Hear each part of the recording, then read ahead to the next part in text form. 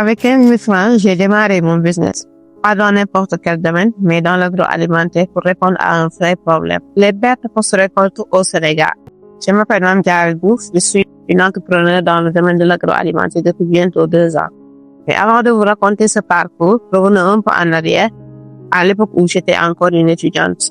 Après mon bac, j'ai été orientée à l'université Cheikh Anta Diop de Dakar, à la FASEG, pour suivre un cursus en économie et en gestion. Mais après mon 2e mois à l'université, ma vie a basculé. J'ai perdu mon père, j'ai perdu mon équilibre, je n'étais plus concentrée dans mes études. Et quand les résultats sont tombés, j'étais en rattrapage, avec une moyenne d'environ 9. Et à ce moment-là, une question m'a traversé l'esprit. Et si mon père était là, qu'est-ce que j'allais lui dire? Mais alhamdoulilah, j'ai pu m'en sortir avec les réclamations que j'avais faites, car effectivement, il y avait des erreurs dans la correction de mes copies. Et on avait cette possibilité-là de pouvoir réclamer des notes d'examen. À ce moment-là, je me suis fixé un objectif clair et précis. Je ne me permettrai plus jamais d'aller à rattrapage pour les semestres suivants. Et j'ai pu tenir parole, parce que tous les semestres suivants jusqu'à la licence, j'ai pu les valider avec une mention. Et c'est à partir de là que j'ai appris à fixer des objectifs qui sont clairs et à les respecter. En 3e année, en 2022, j'ai cumulé ma formation académique à l'université avec une formation professionnelle en management des affaires, parce que je me disais que, avec l'obtention de 2 diplômes, je pourrais facilement avoir un stage et par la suite avoir un emploi. Mais la réalité était tout autre. Après l'obtention de ces diplômes, j'ai fait des dépôts physiques, dépôts en ligne dans les grandes entreprises, mais actuellement, jusqu'au moment où je vous parle, aucune réponse, 0 réponse. Mais je ne me suis pas restée les bras croisés parce qu'en début 2022, je faisais une formation en initiation en entrepreneuriat et je commençais aussi à suivre des chaînes YouTube qui parlaient d'entrepreneuriat, de business, comme Investir au pays, là où même j'ai connu mon mentor actuel, M. Chornia. Alors je me suis dit, pourquoi ne pas expérimenter ce que j'ai déjà appris? C'est alors que je me suis formée en autodidacte sur Canva pour me lancer dans le graphisme. Après 2 formations complètes sur Canva, j'ai créé mon logo, créé une affiche et j'ai lancé ma première entreprise qui s'appelait Madidi Design. Alors Madidi qui est une abréviation de mon nom et design ce que je faisais. Et grâce à cette expérience, ce logo derrière moi fait partie de mes réalisations. Et à partir de là, j'ai commencé à concevoir des CV, des logos, des affiches pour mes contacts sur WhatsApp. Et petit à petit, les gens ont commencé à me recommander à d'autres personnes.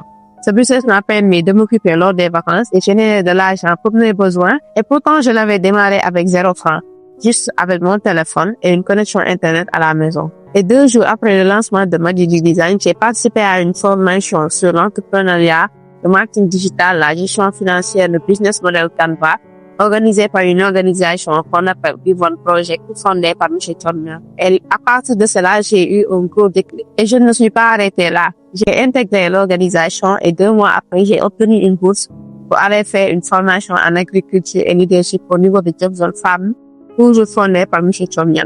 Ensuite, j'ai continué avec une formation en transformation des produits locaux et aussi en cosmétique naturelle au niveau du 2e centre qu'on appelle Women Training Center.